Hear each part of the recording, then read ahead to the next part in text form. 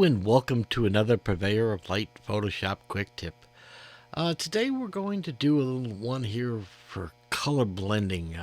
When we're making composites and we're taking an image from one source and then putting it into another image of another source. To make these things believable, the one thing you have to do is get good at blending colors, toning things, because whether we realize it or not, everything in life we reflect light, and if that reflection has any color in it, it affects the image. So if we look at this in here, we can see the snow. Okay, this is a shot from Iceland. Okay, and in Iceland here, okay, we've got a little bit of a blue tint in the snow, and that's being reflected into the whole image. Okay, that coolness. All right, so for demonstration purposes, I'm going to pick the most terrible image to go with it. So I've got this picture of this lady here, okay, and I just extracted her from the background, okay, and I'm just going to take her and throw her right into that other image. I would never do this in real life, okay, but we want to of course make the most extreme there is. So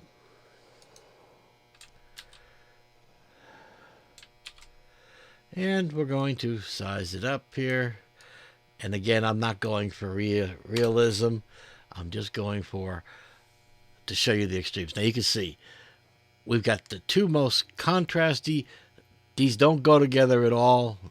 Nothing's believable, right? So I'm just going to show you a technique, okay? It's a hidden technique that a lot of people don't know in Photoshop, okay? So it's not about making a composite today. It's about the technique, okay? All right, so we're going to go right in. We're going to say, okay, we got to make these colors match a little bit better. And how do we do that? So we're going to use a curve layer, and we could turn around and try to mess with curves and try to, okay, is that making it better or worse, and keep guessing and keep trying to figure out how we could get these to blend, and that's not working. So we could try auto. Right, and auto has auto, and well, that didn't do much either. So it's not working. Photoshop is just not understanding what we want, and it's not intelligent enough to figure it out. So we're gonna have to give it some help by using the secret menu in Photoshop. Okay, so this is the part of the whole tutorial that you want to get from it. With the auto button, okay, we normally just click that and Photoshop does its best guess. But I'm going to tell you to hold the Alt or Option key down. Okay? And it's going to open up a box here. And it's going to let us change the method, the algorithm that Photoshop is going to use to make the adjustments on the layer. Okay? Now, first thing first, you'll see here, we have selected on the mask. We do not want that to happen. Okay, we want to select the curve itself. So make sure when we click on that we're selected on the curve, not the mask. Okay. All right, so we're on the curve, and now again I'm going to hit the auto key and then hold down the Alt or Option.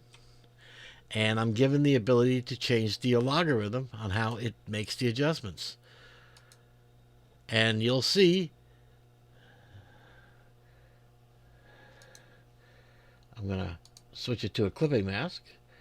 So it's just affecting just her and not the other background. Alt or Option. Okay, now it's subtle, but you can see find dark and light colors. That's what we want. So we're going to select that method instead of the default. And now that gives us the ability to take and target our shadows, midtones, and highlights. So I'm going to select shadows, and then I'm going to go to the background and say, what is the shadows? Well, this is probably the darkest. And you'll notice how it altered the image. And then I'll say, okay, I need to select the highlights, and I'll pick just a piece in the background. You'll notice it's picking toward the bluest side. And we'll go ahead and hit OK. And then it's going to ask you, do you want to save these targets? Absolutely not. Okay, we just want to use these colors for this image only, so don't save them as default. So always hit no. Okay, so there we are, and let's take a look how far we've come. There and there. Now we're fitting the scene so much better. Okay, we're actually making it better blend in and go with the image. Okay, and that's the technique that I want you to learn from. The last thing we do is we just simply turn around and use a black and white layer, adjustment layer. Now, why is because I need to be able to blend and adjust the luminance. Okay, and it's very difficult to do luminance when you have color. So now I have everything in black and white. Now I can turn around and open up this curve, and I can adjust the luminance. Okay, see how I do this? I adjust the luminance until I feel that now matches the picture. Okay? And then back with the color, and you can see before and after. Okay? Before and after. And again, it's all because of the unknown dialog box. So remember, when you want to do better adjustments and blend pictures together, open up a curves, hold your Alt or Option and hit Auto, and this little hidden box will come up and let you do it. And then you can find out which method, which logarithm works best for your image. Okay? So that's it. So hopefully you found that interesting. And till next week, you guys take care.